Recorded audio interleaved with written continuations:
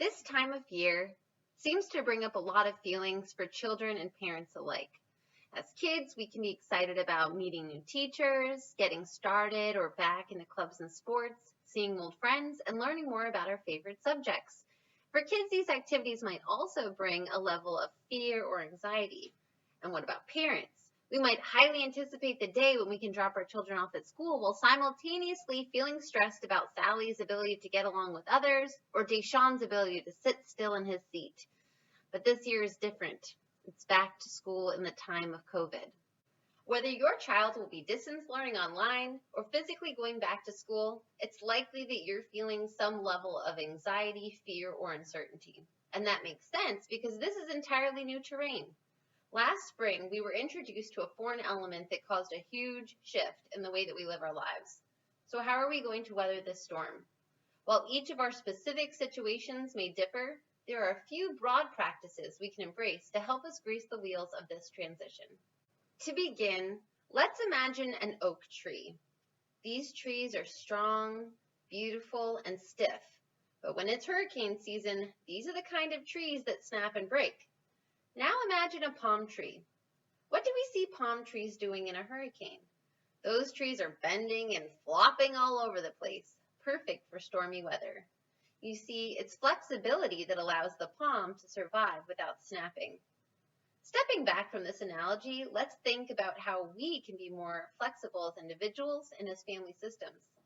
Being flexible means understanding that although we can prepare for the future, we cannot predict it, and therefore must learn creative ways of dealing with new challenges and inevitable situations.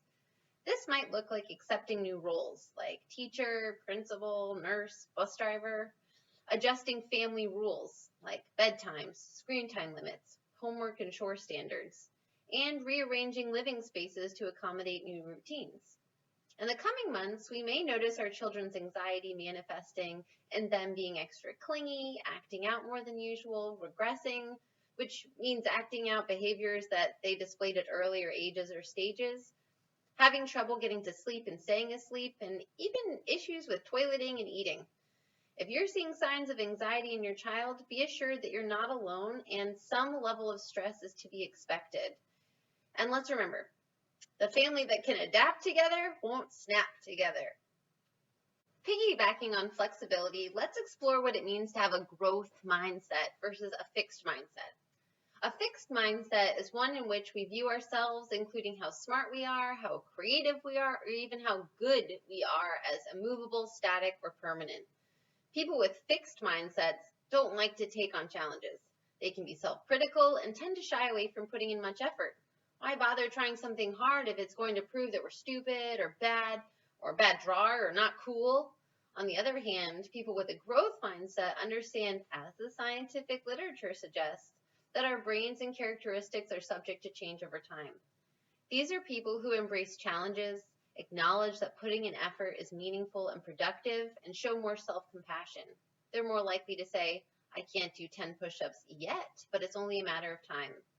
So over the next several months, let's embrace the idea that challenges and obstacles help us grow, and that with effort, we can improve our situations. If your child is struggling in some areas, whether they be social, physical, or academic, remember that all of childhood is a journey of exploration, mistakes, challenges, and growth. And this leads me to the wisdom of master family therapist Virginia Satir. Satir said that children are seeds and parents are gardeners.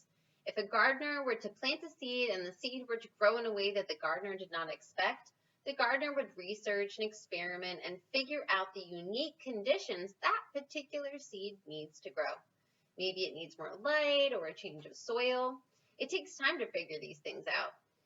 But we don't scold the seed or throw out the seed, right? So likewise, maybe your child is the class clown that thrives on attention but is distance learning. Maybe that child will need some extracurricular social engagements. Conversely though, right, maybe your child will flourish without distractions of a class clown around. Take this time to be creative and work with your child to figure out what's going to work best for you and your family. If we notice something is working, do more of that. If something's not working, let's discard that practice and find a new way. And finally, I want to emphasize how much our children look up to us. take cues from us, and follow our lead. If you are excited about this new year, your child will be more likely to be excited about this new year too. Wow, you get to learn with your slippers on? Awesome. Or, hey, how about that? Way less kids in your class now. I bet that'll make it easier to concentrate. As leaders in our families, let's try to be flexible with our expectations of ourselves and our children. Let's embrace learning in new, creative ways, and let's be compassionate towards ourselves and our children. This pandemic is new for all of us, and we're in this together.